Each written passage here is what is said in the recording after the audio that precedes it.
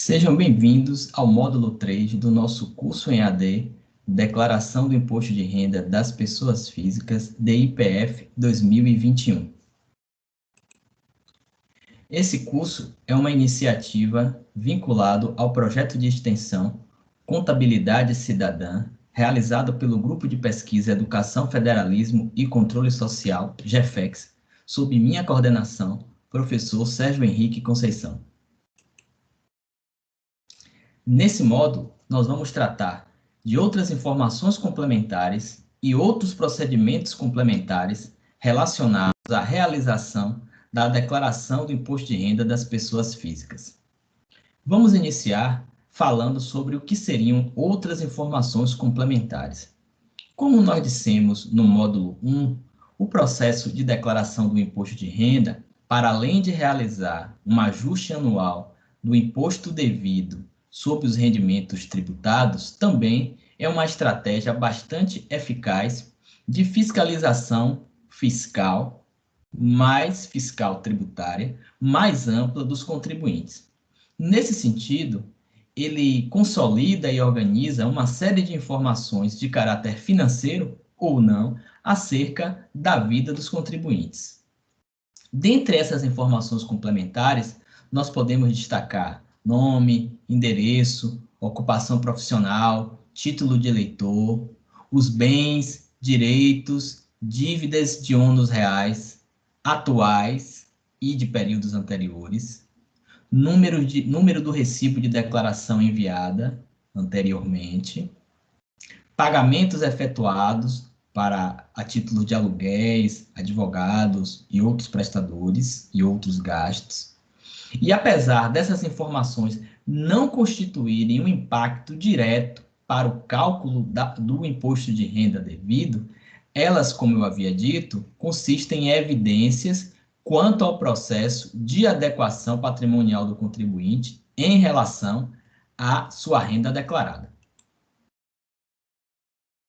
Dentre as informações declaradas que não geram diretamente impacto no imposto de renda, temos os bens declaráveis. São bens declaráveis o saldo bancário, acima de R$ 140 por conta, dinheiro em espécie, bens móveis, acima de R$ 5.000, veículos, embarcações e aeronaves de qualquer valor, aplicações em bolsa de valores ou mercado aberto, edificações, terrenos, apartamentos, casas, salas, lojas, ações, cotas e participação societária em empresas acima de R$ 1.000 por empresa. Todos esses valores relativos aos bens declaráveis são sinalizados na declaração do imposto de renda por seus valores originais de transação que constem nos respectivos comprovantes, sejam eles informes de rendimento das instituições financeiras, extratos bancários, escrituras, notas fiscais e quaisquer outros comprovantes dessas transações. São ainda bens declaráveis, títulos de juros de capital próprio não recebidos, benfeitorias em imóveis, imóveis em construção, cotas pagas a consórcios não contemplados, cotas pagas a título de leasing financeiro na aquisição de bens duráveis, créditos decorrentes de empréstimos concedidos a terceiros, direitos de lavra, títulos de clubes sociais, outros bens e direitos, da mesma forma, declarado a valores originais em que as transações foram realizadas, de acordo com os informes das instituições, recibos, escrituras, atas ou outros comprovantes que dão respaldo a esses bens. Também são declaradas dívidas e ônus reais. E, mais uma vez, elas não têm nenhum impacto no cálculo do imposto devido. Entretanto, compõem um cenário mais amplo de caracterização da situação patrimonial do contribuinte e essa adequação em relação aos seus rendimentos declarados. São consideradas dívidas e ônus reais que devem ser declarados na declaração do imposto de renda. saldos de empréstimos e financiamento junto a instituições financeiras, empréstimos e financiamento junto a pessoas jurídicas, junto a pessoas físicas, empréstimos e financiamentos contraídos no exterior, outras dívidas e ônus reais. Dívidas e ônus reais que têm um valor igual ou inferior a R$ 5.000 são dispensadas de informação na declaração do imposto de renda. No processo de elaboração da declaração do imposto de renda, eventualmente o contribuinte pode incorrer em algum erro ou falha no processo de elaboração e, consequentemente, envio de uma declaração equivocada, indevida ou errada para a Receita Federal. Para que esse contribuinte possa providenciar a regularização do envio indevido ou incorreto desses dados, existe o procedimento denominado retificação. A declaração retificadora é idêntica à declaração original. O contribuinte realiza toda a declaração dos mesmos moldes que a declaração que foi enviada, só que, obviamente, substituindo integralmente ou retificando aquelas informações anteriormente declaradas que são indevidas, ou mesmo excluindo informações indevidas que eventualmente possam ter sido enviadas para a Receita. Para a transmissão dessa declaração retificadora, o contribuinte vai seguir os mesmos passos do envio da declaração original. Entretanto, o sistema vai solicitar que ele informe o número do recibo da declaração original, para que ele possa recepcionar no sistema essa retificação. A partir do último dia do prazo normal do envio da declaração do imposto de renda, não mais é possível alterar a opção de tributação. Ou seja, se você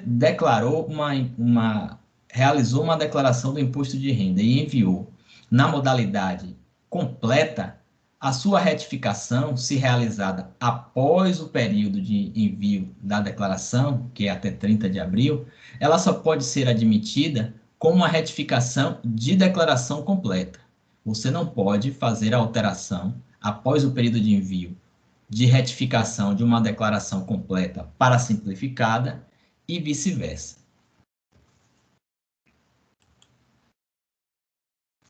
O processo de retificação e de envio dessa declaração retificadora é feita nos mesmos moldes que a declaração original, ou seja, pela internet, utilizando o download do programa em computadores, tablets, smartphone, ou mesmo utilizando também a opção de declaração online. Repetindo que, nesse caso de retificação, o contribuinte terá que informar o número de recibo da declaração enviada anteriormente.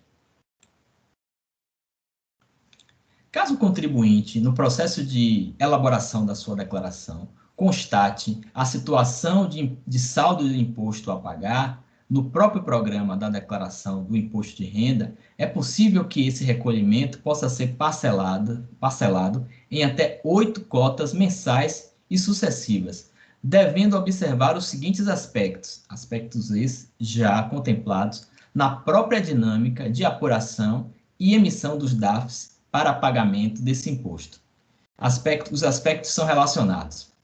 Ao imposto apurado inferior a R$10, é dispensado o recolhimento.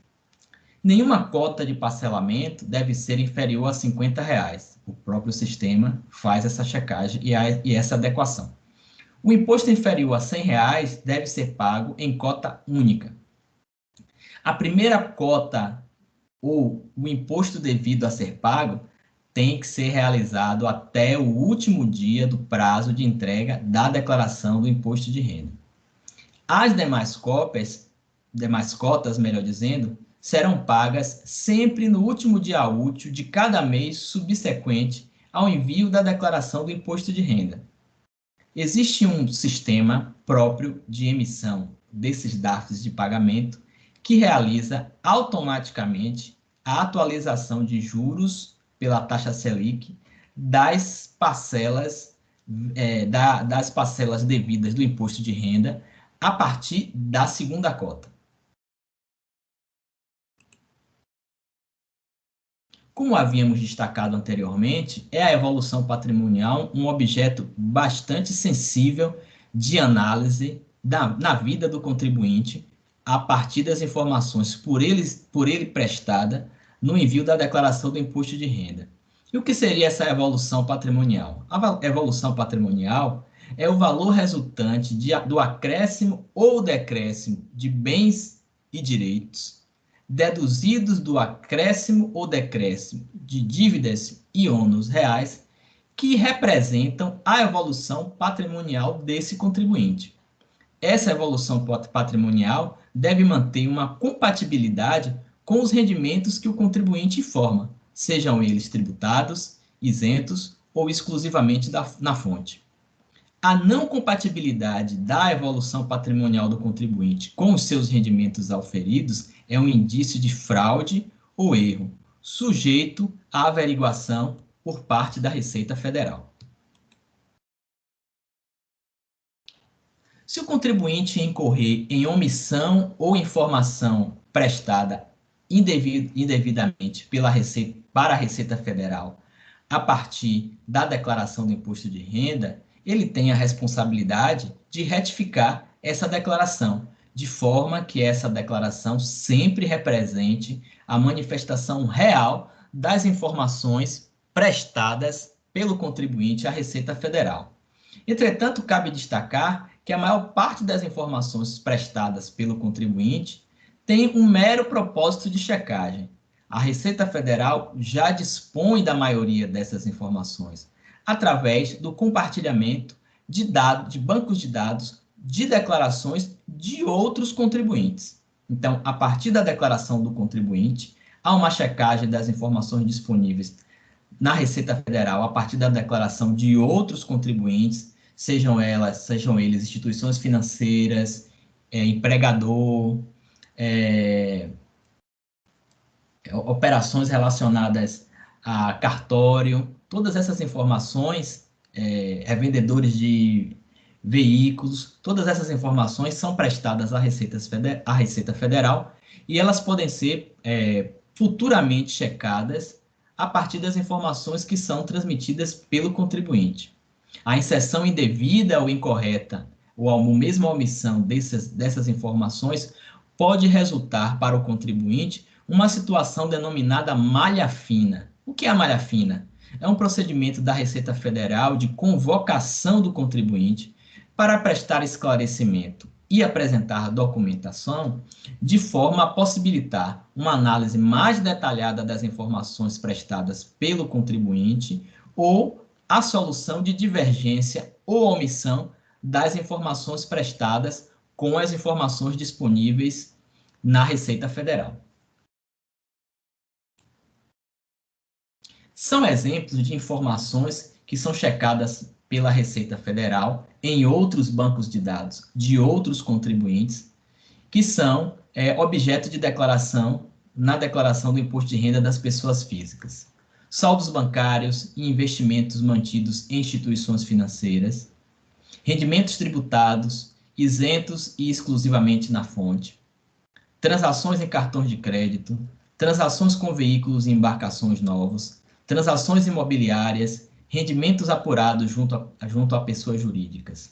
Essas instituições com as quais o contribuinte transaciona, anteriormente já prestaram à Receita Federal uma série de informações financeiras acerca do contribuinte, envolvendo transações desse tipo, e a Receita Federal, no momento em que o contribuinte envia sua declaração, faz a checagem de adequação entre a transação informada pelo contribuinte e a informação prestada por essas outras instituições com as quais o contribuinte manteve algum tipo de relação financeira. O Carnê-Leão é um sistema de cálculo do imposto de renda do contribuinte que obtém rendas obtidas de pessoas físicas ou da realização de outras atividades de natureza autônoma ou relacionadas à atividade rural. O cálculo do imposto devido no Carnê-Leão, ele é resultante da informação desses rendimentos ou de rendimentos auferidos em diversas fontes pagadoras e que vai gerar o recolhimento de um imposto complementar ou de um imposto devido em função da obtenção dessas outras receitas. As receitas que geralmente constituem objeto de cálculo para o Carnê-Leão são relacionadas à receita de aluguéis, prestação de serviços, atividade autônoma e outros rendimentos. O Carnê-Leão é um programa também disponibilizado para download no portal da Receita Federal e, a partir dos dados informados relativos aos rendimentos que o contribuinte obteve, possibilita o cálculo do imposto devido mensalmente e, ao término de cada ano, ele emite um relatório que vai possibilitar, na elaboração da declaração do imposto de renda, a informação dessas parcelas já pagas de imposto de renda a partir do cálculo do Carnê-Leão. Como havíamos dito, o imposto é calculado pelo programa denominado Carnê-Leão, disponível no site da Receita Federal para download. Esse programa faz o cálculo mensal relacionado a essas outras receitas que o contribuinte obtém, gera o DARF para que esse DARF seja pago na rede bancária e, como havia dito, gera o relatório para que o contribuinte possa importar do próprio programa do Carnê-Leão para o programa da Receita Federal todos os valores relacionados a essas receitas e o respectivo imposto pago nessa modalidade, para que eles possam ser inseridos no cálculo global de ajuste anual do imposto de renda. A atividade rural também se caracteriza como uma outra atividade que incide o imposto de renda, cujo imposto deve ser também apurado mensalmente através de um programa específico, também chamado de atividade rural, e que permitirá a importação também na declaração do imposto de renda de todas as informações relacionadas a essa atividade, bem como dos eventuais impostos anteriormente pagos para que sejam deduzidos no cálculo do ajuste anual realizado pela declaração do imposto de renda. A atividade rural é uma ficha inserida nessa declaração de ajuste anual, dedicada às informações pertinentes à eventual atividade rural exercida pela pessoa física, desde que em caráter individual e pessoal, que, como havia dito anteriormente, constitui-se em um rendimento tributável.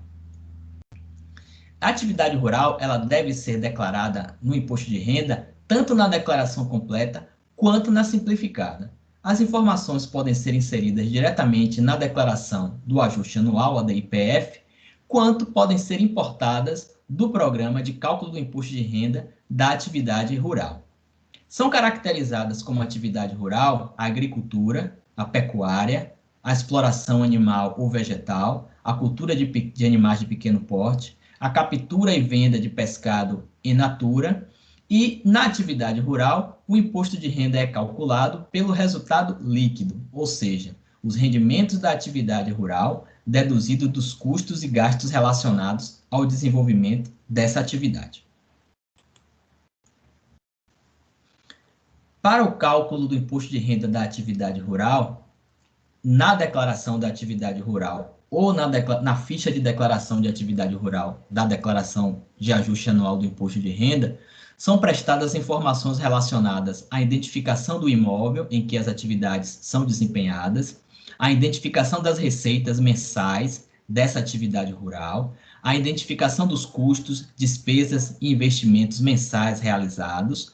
O programa realiza o cálculo do resultado da atividade rural.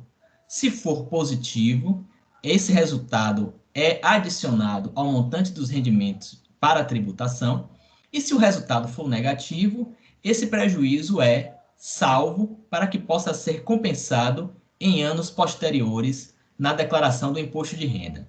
Entretanto, cabe alertar que o processo de compensação de prejuízo da atividade rural só é possível na declaração em seu modelo completo. A atividade rural, como nós falávamos anteriormente, ela hoje é bastante facilitada no preenchimento da declaração de ajuste anual a partir da informação dos dados do livro Caixa do Caixa da Atividade Rural, que eventualmente já foram inseridos no programa de cálculo do imposto de renda da atividade rural. Esse programa também está disponível para download na Receita Federal. Na ausência dessa apuração da atividade rural realizada ao longo do ano, o contribuinte pode apurar esse imposto na própria declaração de ajuste anual do imposto de renda. E o imposto devido, obviamente, computado na totalização dos recursos tributados. Como já havíamos sinalizado, ao fazer essa apuração na declaração de ajuste anual relativo à atividade rural, o contribuinte também vai informar aspectos relacionados aos bens que compõem essa atividade, as dívidas, a movimentação de estoques, bem como todas as receitas e gastos relacionados a essa atividade. Uma outra situação que pode ocorrer para o contribuinte é o chamado ganho de capital.